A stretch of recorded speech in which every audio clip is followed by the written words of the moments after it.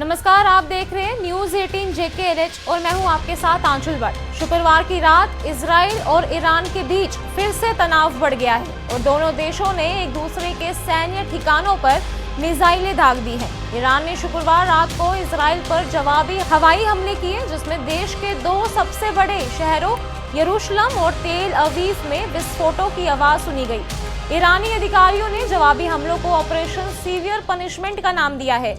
इसका मकसद ईरान के न्यूक्लियर प्रोग्राम और सैन्य ठिकानों पर इजरायली हमले का जवाब देना था। इजरायली सेना ने बताया कि उसने ईरान के 2 एयरफोर्स बेसों पर भी हमला किया है, जो मिसाइल और ड्रोन हमलों के लिए इस्तेमाल किए जा रहे थे। IDF के अनुसार पश्चिमी ईरान में हमदम एयरबेस को टारगेट किया गया है, जबकि उत्तर पश्चिम में स्थित तबरीज एयरबेस, जो सतह से सतह पर मार करने वाली मिसाइलों को लॉन्च पैड था, उसे पूरी तरह तबाह कर दिया गया है। सेना ने यह भी दावा किया है कि इस हमले में ईरान के दर्जनों ड्रोन और मिसाइल लॉन्चर भी नष्ट कर दिए गए। वहीं इजरायली सेना ने कहा कि उसका एयर डिफेंस सिस्टम ईरानी मिसाइलों को रोकने के लिए पूरी तरह से एक्टिव है, लेकिन पिछले 1 घंटे में ईरान की ओर से इजराइल पर दर्जनों मिसाइलें दागी गई हैं। इतना ही नहीं, सेना ने यह भी कहा है कि बचाव दल देश भर में कई जगह पर काम कर रहा है। मध्य इजराइल में ईरान की बैलिस्टिक मिसाइल गिरने से कई लोग घायल हो गए और कई घरों को भारी नुकसान पहुंचा है। आपातकालीन सेवा मगन डेविड एडोम ने बताया कि उनके मेडिकल स्टाफ ने 10 लोगों का इलाज किया है, जिनकी हालत स्थिर बताई जा रही है। इस्लामिक रेवोल्यूशनरी गार्ड के commander major general Ahmad Vahidi ने अब तक किए गए हमलों को लेकर जानकारी दी है। उन्होंने बताया कि ईरान ने इजराइल के जिन अहम सैन्य ठिकानों को निशाना बनाया, उनमें नेवितम एयरबेस, F-35, F-16 और F-15 लड़ाकू विमान, भारी ईंधन टैंकर कमांड और control centre, electronic warfare centre, रक्षा मंत्रालय और सैन्य उद्योग से जुड़े केंद्र शामिल है। चलिए अब आपको बताते हैं ट्रंप ने ईरान को क्या अल्टीमेटम दिया है। अमेरिका राष्ट्रपति डोनाल्ड ट्रंप ने कहा कि उन्होंने 2 महीने पहले ईरान को परमाणु समझौता करने के लिए 60 दिन का अल्टीमेटम दिया था, लेकिन उन्होंने इसका पालन नहीं किया। ट्रंप ने अपने ट्रुथ सोशल मीडिया प्लेटफॉर्म पर कहा कि आज 61वां दिन है, मैंने उन्हें बताया है कि क्या करना है, लेकिन वो अभी तक यहाँ तक नहीं पहुँच पाए। अब उनके पास शायद दूसरा मौका है। बता दें कि ट्रंप ने ईरान के वार्ता की टेबल पर लौटने की इच्छा व्यक्त की थी। उन्होंने इस बात पर जोर दिया था कि ईरान के पास परमाणु हथियार नहीं हो सकते। ईरान ने अमेरिका पर सीधे आरोप लगाए कि उसने इजराइल को ईरानी क्षेत्र पर हमला करने की खुली छूट दी, जिससे दोनों देशों के बीच संभावित संवाद की सभी संभावनाएं खत्म हो गई। ईरान के विदेश मंत्रालय ने शुक्रवार को स्पष्ट किया कि हालिया घटनाक्रम के बाद अमेरिका के साथ कूटनीति की कोई गुंजाइश नहीं बची। ईरानी विदेश मंत्रालय के प्रवक्ता इस्माइल बगाई ने अमेरिका पर इजराइल को ईरानी सरजमी पर हमला करने की छूट देने का आरोप लगाया है। उन्होंने कहा कि इससे संवाद का कोई मतलब नहीं रह जाता। ईरानी प्रवक्ता ने 2 टूक कहा कि इजराइल ने ईरान की रेड लाइंस पार कर दी है। उनका आरोप है कि वॉशिंगटन की सहमति के बिना इजराइल इस स्तर का हमला नहीं कर सकता था। ईरान का आरोप है कि अमेरिका एक तरफ बातचीत की इच्छुक दिखाता है, लेकिन दूसरी ओर इजराइल जैसे साझेदार देशों को ऐसे हमलों की छूट देता है। चलिए अब आपको बताते हैं कि ईरान के टारगेट पर क्या क्या है। ईरान के टारगेट पर इस वक्त इजराइल के कम से कम 25 ठिकाने हैं। इनमें परमाणु अड्डे भी है, इनमें मिलिट्री बेस भी है और ऐसे टारगेट्स पर ईरान की मिसाइल लॉन्च होने को तैयार है।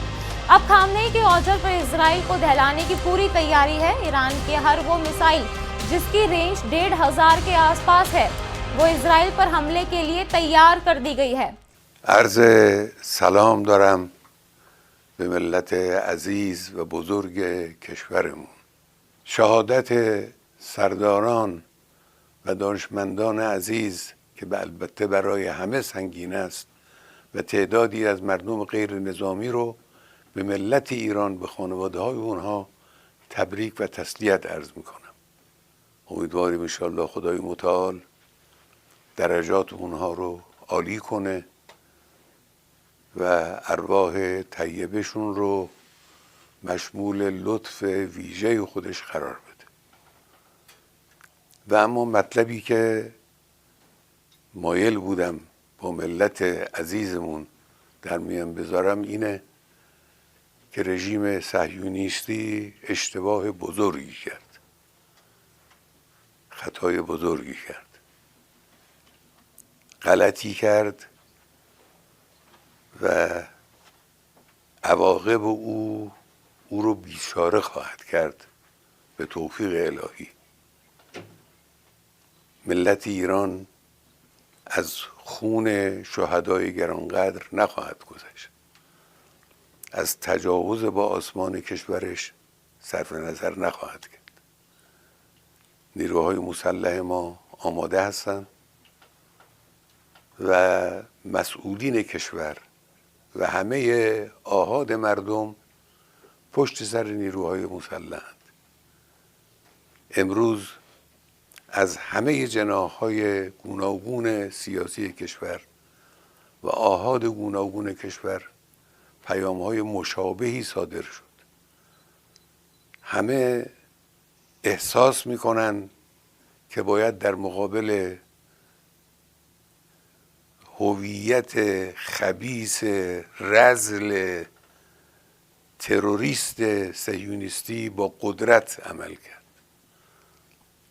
باید با قدرت عمل کرد و انشاءالله با قدرت عمل خواهد شد و با اونها مماشاتی نخواهیم کرد. زندگی برای اونها تلخ خواهد شد بدون تردید. فکر نکنند که زدند و تمام شد. نه، کار رو اونها شروع کردند و جنگ به راه انداختند. ما به اونها اجازه نخواهیم داد که از این جنایت بزرگی که انجام دادند خودشون رو سالم خلاص کنند. مسلم نیروی مسلح جمهوری اسلامی ضربه های سنگینی بر این دشمن خبیث وارد خواهد آورد. ملت هم پشتیبان ماست، پشتیبان نیروهای مسلح و جمهوری اسلامی به اذن الهی بر رژیم صهیونیستی فائق خواهد شد.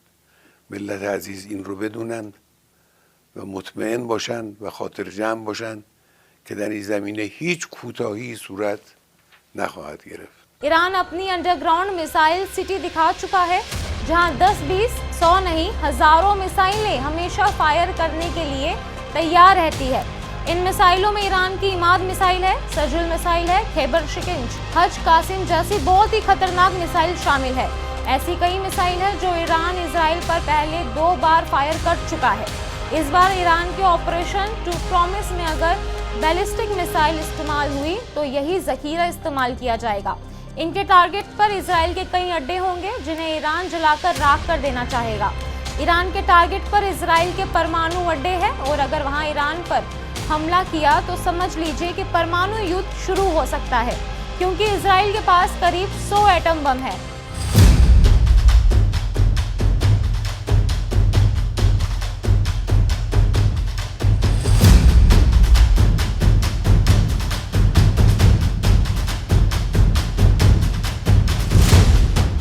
इसका दावा कई अंतर्राष्ट्रीय रिपोर्ट्स में किया गया है।